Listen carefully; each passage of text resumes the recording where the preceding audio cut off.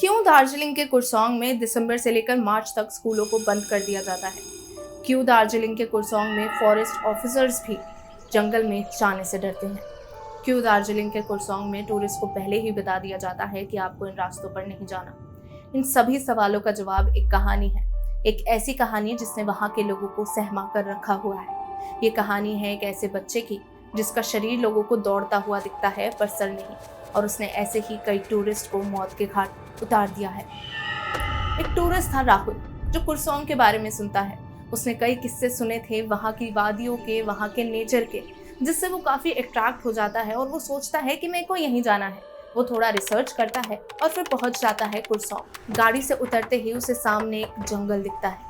वो सोचता है क्यों ना इसी जंगल से जाया जाए। यही रास्ता फॉरेस्ट ऑफिस से डोहिल तक जाता है, इकलौता रास्ता जहाँ पर बाकी लोग जाने से डरते हैं। पर उसे इस बारे में नहीं पता था और वो उस रास्ते पर आगे बढ़ जाता है और नहीं पढ़ता उस रोड का नाम और ना ही पढ़ता है उसके नीचे लिखी हुई चेतावनी। वो रास्ते में आगे बढ़ता है, उसे चिड़ियों की चहचहाहट सुनाई देती है, उसे सुंदर फूल दिखते हैं और वहीं पर उसे ग्रे कपड़ों में औरत भी दिखाई देती है, पेड़ के पास बैठी, जो बस उसे देख रही थी। वो उसे पार करके आगे चला जाता है और ज्यादा नहीं सोचता।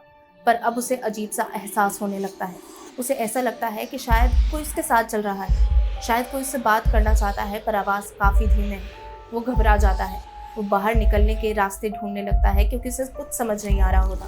वो तो बस एडवेंचर के लिए इस रास्ते पर चला आया था। फिर वहाँ उसे हंसने की आवाज़ सुनाई देती है और दिखते हैं उसे एक बच्चे के पैर। बाकी शरीर झाड़ियों के पीछे छुपा हुआ था। उसकी जान में जान आती है और उसे लगता है कि पहले जो भी एहसास था, जो भी आवाज़ थी, वो शायद उसका वहम होगा। वो उस बच्चे की ओर बढ़ता है और फिर उसके चेहरे का रंग उतर जाता है। वहाँ पे बच्चे का शरीर तो था पर उसका सर नहीं, और अब वो उसी की ओर दौड़ रहा था। राहुल वहाँ से भागता है, मदद के लिए चिल्लाता है और बाहर पहुँच जाता है। वहाँ पर लोग उसके आसपास इकट्ठा होते हैं, उससे पूछते हैं कि क्या हुआ। वो सबको कहानी बताता है पर उनमें से कोई भी हैरान नहीं होता, क्योंकि वो अब तक ऐसे कई राहुल से ऐसी कई कहानियाँ सुन चुके थे।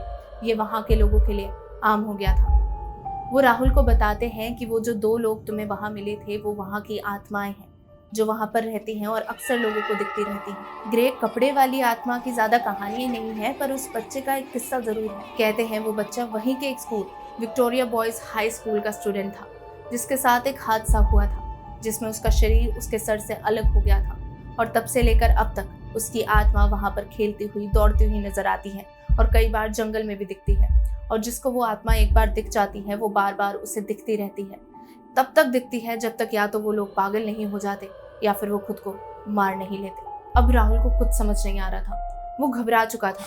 वो समझ गया था कि उससे बहुत बड़ी गलती हुई कि उसने इस एरिया के बारे में रिसर्च नहीं की, और उससे भी ज़्यादा बड़ी गलती ये हुई कि वो एक एडवेंचर के लिए उसने एक ऐसा कदम उठा लिया जो उसकी मौत का कारण बन सकता है। आसपास के लोग बोले जा रहे थे पर अब उसे कुछ सुनाई नहीं दे रहा था, क्योंकि उसके सामने एक आत्मा खड़ी थी, उसी बच्चे की आत्मा जो उसे जंगल में दिखी थी।